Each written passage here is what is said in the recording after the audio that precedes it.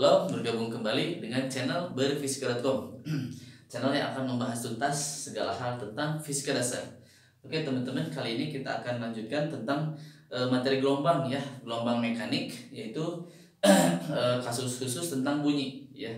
Jadi sebelum-sebelumnya kita udah bahas tentang gelombang yang merambat pada tali ya, pada benda padat khususnya tali. Nah kalau ini tentang bunyi ya. Jadi kita tahu bahwa gelombang itu terdiri dari dua ya, sesuai arah rambat dan getarnya, yaitu ada gelombang transversal dan gelombang longitudinal. Nah, untuk bunyi itu adalah gelombang longitudinal, teman-teman ya. Teman-teman tahu bahwa longitudinal itu adalah arah rambat dan arah getarnya adalah satu arah, searah ya. Oke. Nah, perlu teman-teman ketahui bahwa gelombang bunyi ya, oke, kita tulis dulu ya. Gelombang bunyi ini merupakan gelombang longitudinal. Gelombang bunyi, oke, itu adalah gelombang longitudinal ya. Gelombang longitudinal. Oke. Nah, kecepatannya jadi sama dengan apa teman-teman? Transversal. Nah, kalau kecepatan transversal teman-teman tahu bahwa V-nya untuk gelombang mekanik yang merambat pada tali dituliskan seperti ini ya, tau per mu, seperti itu ya. Nah, tau itu adalah sebuah tegangan. Oke, ini tegangan. Oke, tegangannya. Oke, nah ini adalah apa teman-teman? Rapat massa tali ya, rapat massa tali. Nah, secara umum gelombang itu kecepatannya secara umum bisa kita tuliskan secara umum ya, secara umum itu berkaitan dengan apa teman-teman? Sifat elastisitas bahan medium gitu ya, elastisitas medium, oke, dibagi dengan rapat massa itu apa? Sifat apa? Inersia teman-teman ya, sifat inersia dari mediumnya gitu ya. Nah seperti itu teman-teman. Oke, nah berarti ada kaitannya tentang elastisitas teman-teman ya. Elastisitas itu berkaitan dengan regangan teman-teman ya. Nah jadi di dalam gelombang bunyi itu terdapat nanti sebuah regangan teman-teman ya. Jadi ini nanti kecepatannya lajunya nanti kita bahas ya. Ini kita menyinggung sedikit tentang bagaimana sih kerapatan elastisitas di medium itu terjadi. Nah jadi misalkan ada sebuah tabung gitu ya. Nah ini pistonnya kita gerakan, oke, gerakan ke kanan gitu ya. Nah pada mulanya si udara di sini ya, ini udara ya. Udara di sini homogen teman-teman kerapatannya. Nah kemudian beberapa waktu si piston ini kita dorong, ya kita dorong menjadi di sini misalnya ya, menjadi di situ, oke kita dorong. Nah sehingga timbul kerapatannya tidak lagi homogen. Jadi di sini misalkan kerapatannya menjadi lebih rapat teman-teman ya. Nah yang di sini adalah renggang. Jadi yang di sini adalah rapat gitu ya. Yang di sini adalah renggang. Nah begitulah sifat nanti gelombang longitudinal. Jadi dia akan memberikan sebuah getaran yang membuat mediumnya itu bergetar, terjadilah rapat dan renggang di dalam medium udara tersebut. Oke, kemudian sebelum ke sini kita mengetahui bahwa gelombang bunyi itu ada 3 kategori ya, berdasarkan frekuensinya ya. Jadi bunyi itu ada 3 ya teman-teman ya. Yang pertama bunyi yang bisa didengar, oke. Itu secara umum yang pertama ada bunyi ambang ya. Bunyi ambang batas apa teman-teman? Pendengaran, batas pendengaran. Nah ini biasanya dihasilkan oleh alat-alat musik, oleh pita suara kita dan sebagainya ya. Biasanya ambang batasnya itu dari 20 Hz sampai 20.000 Hz teman-teman ya. Itu nilainya ya. Kemudian nanti ada namanya bunyi yang di bawah ambang. Biasanya tulis infra ya, infrasonik gitu ya.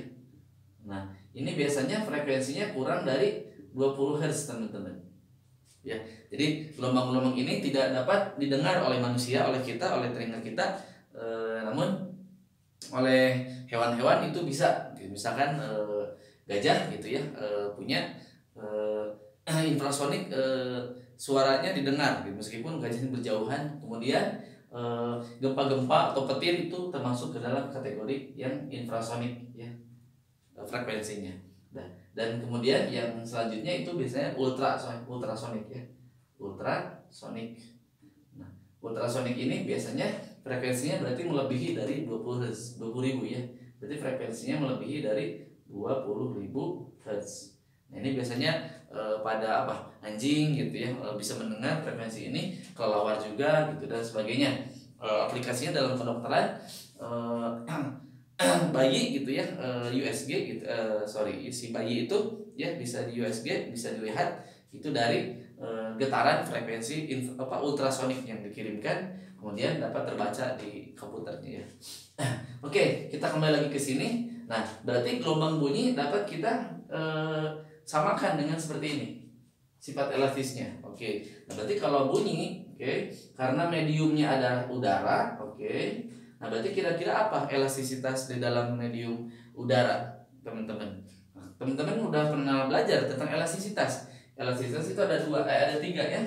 Udah pernah belajar elastisitas itu ada modulus Young, teman-teman, ada modulus geser, shears ya. Yang terakhir adalah modulus Bulk. Nah, khusus nomor 3 ini biasanya mediumnya adalah fluida ya. Mediumnya adalah fluida, udara termasuk fluida. Nah, berarti dalam kasus bunyi mediumnya fluida atau udara, berarti elastisitas sifatnya adalah modulus Bulk, teman-teman ya. Nah, sifat inersia dari mediumnya, kalau udara itu pasti rapat, bukan rapat massa tali ya. Kalau ini kan mu, kalau di sini rapat volume ya, rho berarti ya. Nah, ini adalah sifat laju gelombang bunyi di dalam medium fluida ya. Bagaimana kalau laju medium bunyinya di medium yang lain, misalkan di sebuah pipa gitu ya, atau jar padat panjang gitu, batang panjang. Nah, teman-teman bisa diganti aja B-nya jadi bukan B tapi modulus Young ya, karena elastisitas bahannya padat ya, berarti Y gitu ya per rho. Nah, seperti itu ya. Nah, teman-teman, kita akan buktikan kenapa sih muncul seperti ini, muncul rumus V akar B per rho ini, modulus Bulk per rho ini. Nah, yuk kita mulai saja dengan lanjutan seperti ini tentang piston tadi ya. Jadi karena bunyi merambat di dalam udara, berarti kita asumsikan bahwa ada sebuah piston gitu ya. Nah, seperti itu. Nah, piston ini bergerak gitu ya. Nah, sekarang bukan piston, maksudnya ada elemen udara, teman-teman ya. Ada elemen udara, luas penampangnya A, dan penampangnya adalah delta X, telah bergeser sejauh X gitu ya. Ini adalah elemen udara. Nah, seperti itu. Nah, elemen udara itu punya tekanan dan volume ya, berarti seperti biasa P dan V ya. Nah, kemudian di sebelah kanannya ada sebuah gangguan, teman-teman. Jadi di sini ada sebuah gangguan. Ya, gangguan itu apalah gitu ya. Jadi di sini ada sebuah kerapatan, intinya gitulah. Di sini ada sebuah gangguan. Saya tulis sebuah gangguan. Ini bergerak dengan V. Nah, gangguan ini juga ikutan tertekan gitu ke sini ya, sehingga yang ini nanti tekanannya akan bertambah sejauh delta P plus delta P. Begitupun lajunya juga delta P plus delta V. Ini sejauh A sama. Nah, kemudian si elemen si udara ini bergerak menuju si gangguan. Nah, sehingga setelah bergerak menuju gangguan, dia akan melewati gangguan itu, teman-teman ya. Nah, jadi ini udah ini menyentuh, ini sudah menyentuh gangguan itu. Seperti ini. Nah, ini berarti ada P tambah delta P dikali A, si gaya menekan ke arah depan. Kalau di sini menekannya adalah P dikali A, ini masih delta X. Teman-teman. Nah, berarti selang waktu ya yang dibutuhkan untuk si elemen ini elemen udara ya, untuk melewati gangguan ini adalah selang waktunya berapa, teman-teman? T adalah delta X per V. Nah, ini selang waktunya delta T. Oke. Nah, kita terapkan hukum Newton, teman-teman. Berarti F sama dengan sigma F dulu. Sigma F yang bekerjanya di sini apa, teman-teman? Berarti ada gaya yang ke kanan dan gaya yang ke kiri. Oke, kita tulis P A. Oke, min ke kiri ya, sesuai arah gaya. P ditambah delta P dikali A. Nah, ini tidak lain menjadi minus delta P dikali A. Seperti itu, teman-teman. Nah, hukum Newton kedua itu berbunyi adalah sigma F M kali A ya. M dikali A. F-nya sigmanya ini min delta P dikali A, teman-teman ya. M massa itu rho dikali V, teman-teman. Rho dikali V. Nah, A itu adalah perubahan kecepatan per perubahan waktu. Oke. Nah, rho kali V. V itu apa? Volume. Volume di sini adalah luas luas penampangnya kali jaraknya, perpindahannya, pergeserannya. Berarti rho dikali A delta X. Oke. Delta V per delta T. Seperti itu, teman-teman. Nah, kita tahu delta S adalah apa, teman-teman? V kali delta T. Teman-teman ganti rho A V kali delta T dikali delta V per delta T. Seperti itu ya. Jadi min delta P dikali A. Nah, ada yang sama, A-nya sama. Nah, delta T-nya juga sama, kita coret. Nah, jadi kita dapatkan minus delta P sama dengan rho V delta V. Ini kecepatan ya, kecepatan. Nah, kemudian kita sedikit modifikasi, teman-teman. Kali kedua ruas dengan V, kecepatan. Jadi min delta V dikali V sama dengan rho kali V kuadrat delta V. Nah, seperti itu. Kemudian kita sedikit ya pindahkan. Jadi rho kali V kuadrat sama dengan min delta P per V, oke, per ini V delta V. Nah, gitu ya. Oke. Nah, ini tidak lain adalah, kalau saya tulis ulang, min delta V per delta V per V, gitu ya. Rho V kuadrat. Nah, seperti ini. Nah, sedangkan di dalam bulk itu apa? Definisi bulk itu tekanan ya per delta V per V. Nah, ini volume ya, teman-teman, bukan kecepatan. Sedangkan di sini adalah kecepatan. Kita akan rubah. Nah, seperti apa? Rubahnya hanya sedikit edit saja, sedikit. Oke, saya ubah di sini ya. Nah, teman-teman, volume itu adalah luas penampangnya dikali delta X. Nah, kita tahu delta X itu apa? Kecepatan dikali perubahan waktu.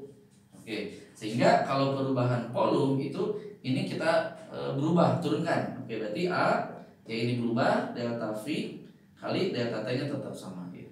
Sehingga saya ingin hubungan ini. Oke, delta P per V gitu ya. Ini volume, vol. Nah, ini tidak lain adalah A V delta T dibagi A delta V delta T. Ini coret. Sorry, ada delta. Oh, di sini delta ya. Delta A. Coret. Nah, jadi ini adalah V delta V. Nah, berarti udah sama. Berarti bahwa V delta V, ini delta P di atas. Nah, ini enggak. Nah, gitu ya. Nah, jadi perubahan kecepatan itu kecepatannya sama dengan volume, teman-teman. Jadi yang ini bisa saya ganti yang ini. Nah, jadi rho V kuadrat sama dengan min delta P per volume. Jadi udah volume. Delta V per volume. Nah, ini tidak lain adalah modulus bulk. Jadi rho V kuadrat sama dengan modulus bulk, teman-teman. Jadi V kuadrat adalah V-nya adalah akar B per rho. Nah, itu udah kebukti, teman-teman. Udah terbukti dengan rumus yang ini. Oke, itu saja yang dapat saya sampaikan tentang kelajuan gelombang bunyi. Tetap dukung terus channel ini agar teman-teman senantiasa mendapatkan ilmu fisika dasar. Sampai jumpa. Salam berfisika.com.